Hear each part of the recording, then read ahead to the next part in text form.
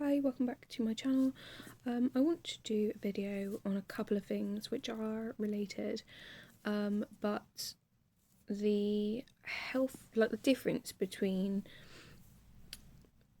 toxic people's God complex and the healthy human level or healthy level of narcissism that can come with like what your rights are. I feel like as a God-given human being, minus the personality problems. So, like, for example, when people have a God complex, um, it can be a case of like, I or they, the toxic person, would think like because of their like cognitive distortions in like narcissism, it's like, they have to be in control or like depending on what their actual narcissistic traits are, because they do vary, but usually they're based around control and dominance. And it's like they have to be in control and dominance of that situation. But a healthy person's level of narcissism would, because I think people can. I've assessed this for a while. If you're exposed to toxic people, not only is this kind of I've noticed that when you have a trauma response, it's usually a direct outcome of the trauma that you experienced. For example, if you've had like chronic boundary violation, you're going to have poor boundaries, which is why like like obviously trauma you have when you say it like that is not going to be your fault. It's when it's like, even if you do it to yourself and perpetuate that to yourself, and like, for example, if you've gone through an experience of like violence or something, it can be easy to I don't know, have trauma around that violence or something, and then like have that sort of perpetuate in your mind or your behavior or your perception and stuff like that.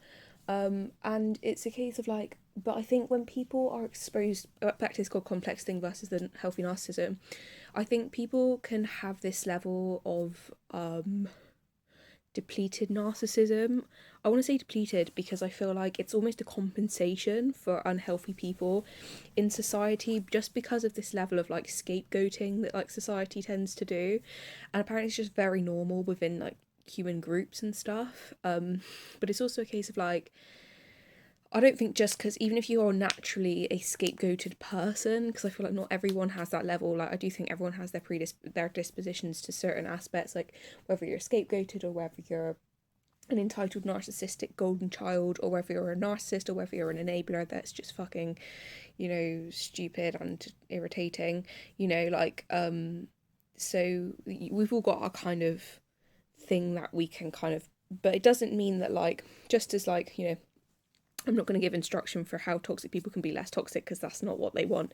So there's no point me doing that. But for example, there's ways of going about scapegoating that like you can refuse to be a scapegoat for through various means, and you can just like avoid that. And that's a whole other video. I don't really want to talk about that. But part of doing that, it does also relate to all this, is like, for example, in healthy narcissism, you can say no in situations, and I think besides your boundaries being violated and creating that poor boundary, there can be a case of like you can feel that you can't say no just because it's like you haven't even got that level of narcissism that's actually healthy within your own body and mind and stuff. I don't know, because I feel like also it's not about beating yourself up for this though at the same time, because I think when you're dealing with a toxic person, you do kind of have to navigate them in the world.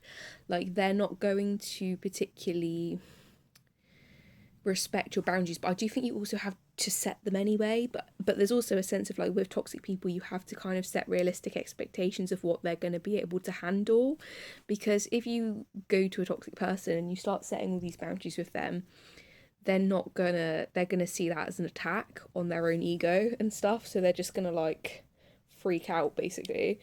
But still, I don't know. I don't know whether this is just my poor boundaries from the past that doesn't. I think it's just a case of you have to set them anyway, like because that was always my mindset. I do think maybe you have to just set that healthy level of narcissism anyway within your own self, because Otherwise, you're just waiting for someone to validate that sense of healthy narcissism and give you that stuff through kindness, which you can receive. And if someone's a healthy person, they're going to give you that by nature. But then it's also about not wasting your energy setting boundaries with these toxic people that aren't going to respect them. So I guess it's just about weighing that up. I don't know. I don't think it's worth over analyzing that, but you, when it comes to like manipulative situations and stuff, I always think when you go through situations, like you can find a quicker resolve if you've gone through something and you just want to handle it better next time. And I think this goes through life experience. For example, like you can invest a lot of time and energy, well, not even energy, you can invest a lot of time winding narcissists up, actually, because they're like inevitably like delusional a lot of the time and they're just easy to wind up. But if you can't be bothered, like you can just be like, I'm just not interested. Because the thing is about toxic people is they're dull as fuck. Like, yes, sometimes it's funny to wind them up, but at the same time, like, honestly don't give a fuck whether they're wound up or not. At the end of the day, I'm much more interested in myself and my own goals and stuff as a healthy person. And something that I also want to put with this idea is branches of trauma.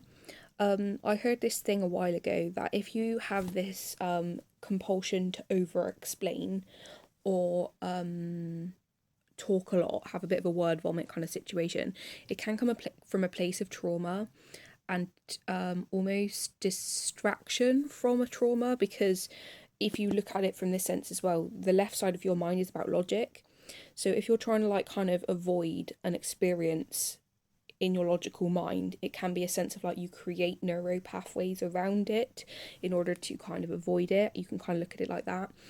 And it creates what they call this like tree effect of like this comes from trauma, but it can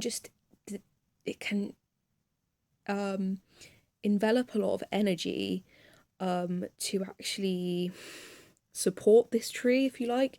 And when you break this tree down, you're going to actually be able to have a lot more energy and life force to go about stuff. Not only does it create energy to think about it, it will affect your actions and the outcomes of your life, and potentially not free up certain energy for certain aspects of life. But also it's a case of like when you have all this all these like aspects of like a branches of a tree, you can have, call it a negative tree if you like. You know, you have like a tree that is based around a certain trauma, you know, because it could be that the trauma you experience is related to, you know, what you're overcompensating with verbally and stuff, which would make sense. Like, I don't know if this is always the case or whether it's something different that you're compensating with, because you know you can have compensatory actions, not just the way you swing, like people pleasing or like anything like that, but I suppose you can have like a response to something. For example, you can like maybe eat lots of food and stuff to distract yourself, for example, if you have like a certain life experience, whatever. That can just be your snap response. I suppose that's just comfort eating. It's very common. I used to have it. Luckily, I think with the world's education of like health and stuff, it's maybe less prevalent now. I don't know, but it's definitely, it's something I still go to. I think a level of healthy comfort eating is fine, but sometimes like if it's used too much, it can be like an unhealthy coping strategy for like certain stress and stuff, especially if it's related to a certain trauma or something. Also, with these trees, if it's related to the same thing, which is obviously related to the trauma that you experienced, it can be a case of like you build.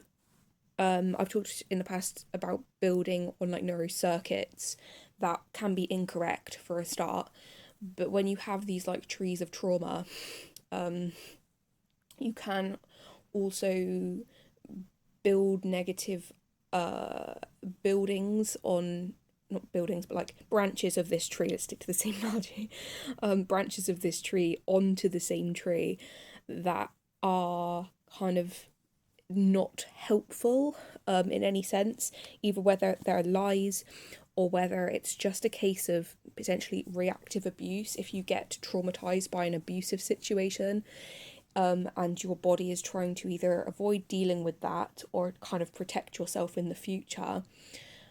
You can be, it's just a case of with trauma, when it's unprocessed, I think you develop this kind of replay in your head often that can kind of just make way for people that are trying to manipulate you.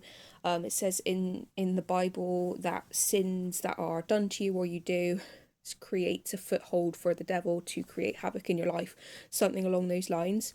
So that kind of goes with this same thing of like when you're sinned against or and stuff, and you're trying to kind of, there's that level of unprocessed trauma, and therefore something